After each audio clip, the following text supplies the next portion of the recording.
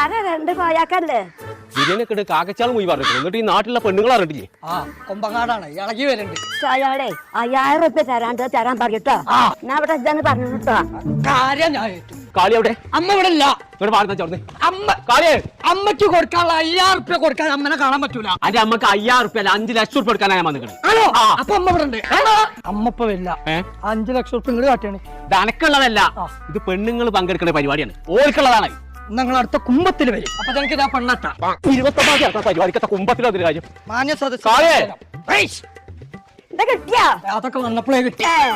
അനക്ക് അടിപൊളിയായിട്ട് ബിരിയാണി വെക്കാൻ അറിയോ? നല്ലോണം അറിയും. എനിക്ക് 5 ലക്ഷം റുപ്യ ആളെ വകുപ്പുണ്ട്. എങ്ങനെയാന്നുള്ളത് ഞാൻ പറഞ്ഞിരുന്നു. 5000 റുപ്യ ഇവിടെ മനുഷ്യന്റെ തലന്റെ താല്പര്യം എപ്പോഴും മാറിയില്ല.